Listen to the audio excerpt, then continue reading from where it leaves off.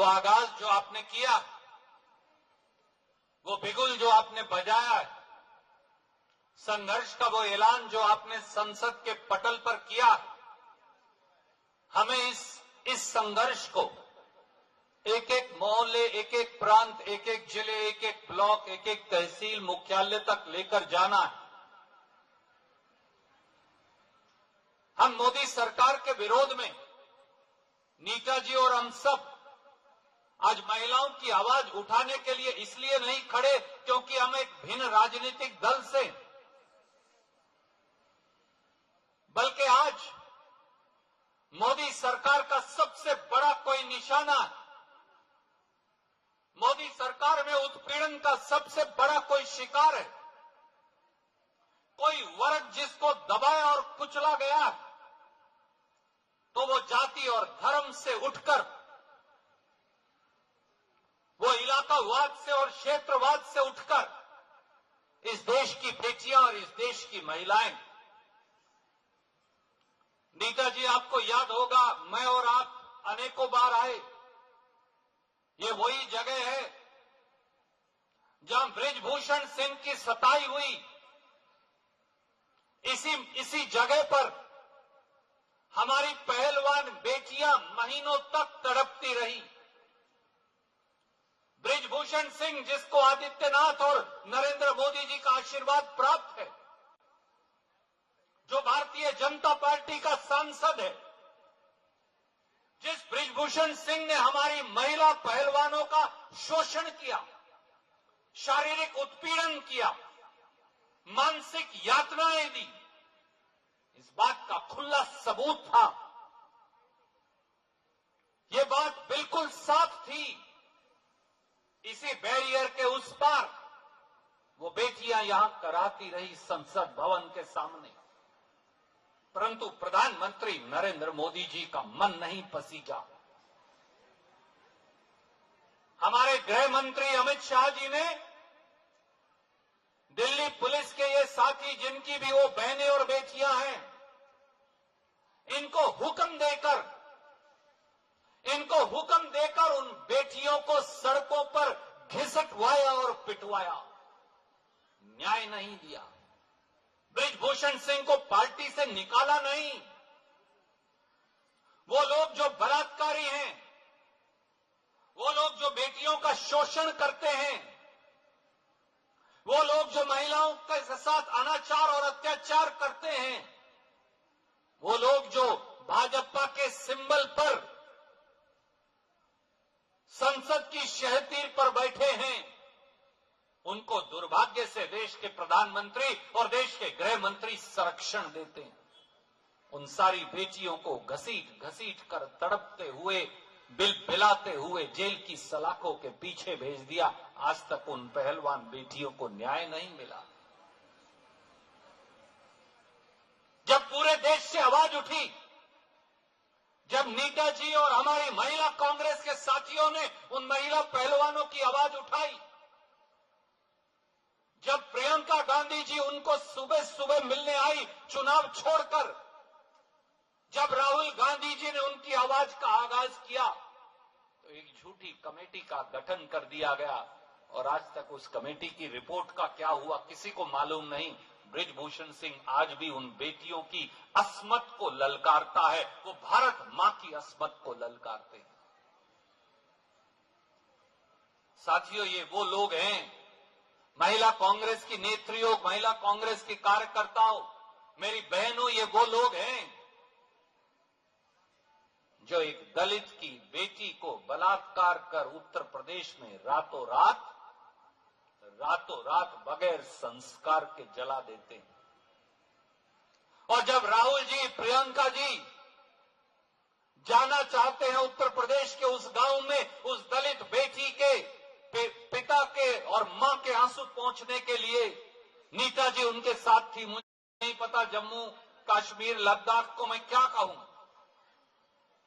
जिन्होंने कठुआ के अंदर भारतीय जनता पार्टी के नेताओं ने वहां बेटियों के साथ अनाचार और बलात्कार किया, परंतु एक शब्द देश के प्रधानमंत्री और गृह मंत्री ने नहीं कहा।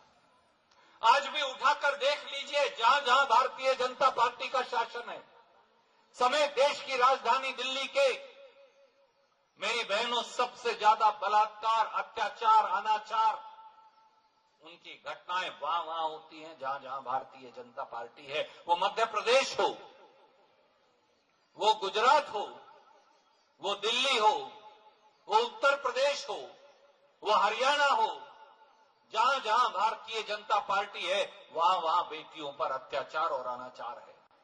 क्योंकि भाजपा के लोग आपको ये बताना चाहते हैं कि आपको बराबरी का अधिकार नहीं। आदित्यनाथ निर्णय करेंगे कि आप किस समय घर से बाहर जा सकती हैं,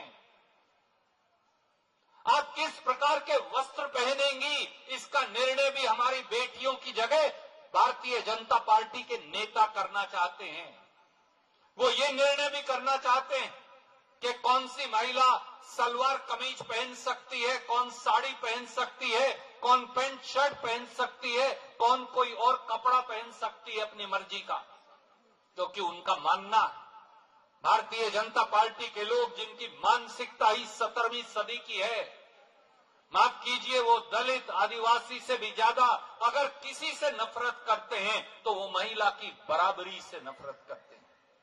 वो नहीं चाहते कि इस देश की महिलाएं बराबर आकर खड़ी हो जाएं।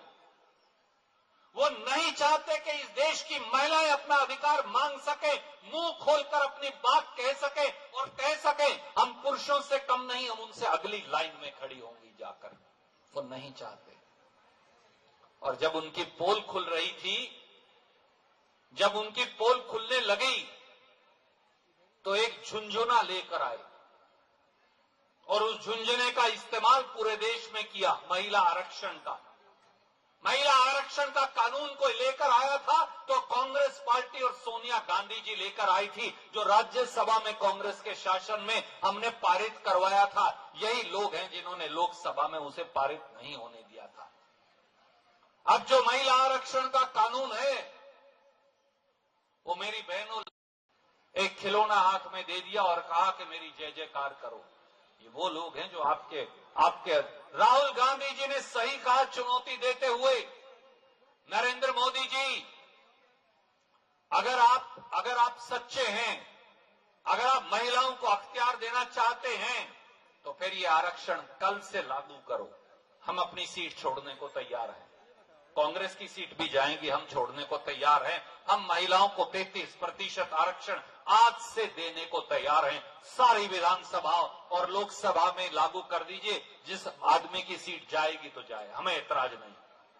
जब राहुल गांधी को ऐतराज नहीं, माननीय मल्लिकार्जुन खड़गे को ऐतराज नहीं, जब विपक्षी दलों इंडिया अलायंस को ऐतराज नहीं, तो नरेंद्र मोदी जी और भारतीय जनता पार्टी इसे लागू क्यों नहीं करते? और मैं और लंबा समय नहीं लूंगा, पर एक बात और कहूंगा, महिला इस देश को भी चलाती हैं और घर को भी चलाती हैं, और आज सबसे ज्यादा कोई पिस रहा है तो महिलाएं, क्योंकि महंगाई की बार भी वो उससे जूझ रही। चाहे वो दाल हो, आटा हो, चीनी हो, मसाले हो, आज जिंदगी दूभर हो गई। और इसीलिए राहुल गांधी जी कई गारंटी लेकर आए थे, खड़गे साहब कई गारंटी लेकर आए थे। जहां कांग्रेस का शासन है हमने वो लागू करके दिखाई। कल ही नीता जी हमने बयान इशू करके बताया, हमारी महिला कांग्रेस की कर्नाटक की अध्यक्षा यहां खड़ी, 1 करोड़ से ज्यादा महिलाओं को कर्नाटक की कांग्रेस की सरकार खड़गे जी और राहुल जी की दी हुई गारंटी के आह्वान पर 2000 रुपया महीना उनके खाते में डाल रही है। कर्नाटक के अंदर पिछले 4 महीने में 115 करोड़ बार महिलाओं ने मुफ्त बस यात्रा की है, वो शक्ति स्कीम जो राहुल गांधी जी ने लागू की थी। कर्नाटक के अंदर 4 करोड़ गरीबों को हर महीने हम 10 किलो अनाज मुफ्त देते हैं और बाकी उनको पैसा देते हैं, उनके खातों के अंदर डायरेक्ट ट्रांसफर कर रहे हैं। 800 करोड़ रुपए से ज्यादा हम दे चुके। 4 महीने में 2300 करोड़ रुपया महिलाओं के खाते में डाला है। 38,000 करोड़ रुपया, जिनमें से अधिकतर महिलाओं के खाते में जाएगा, कांग्रेस की कर्नाटक की सरकार डाल रही है। और अब और अब तेलंगाना की सरकार वही काम शुरू कर देगी।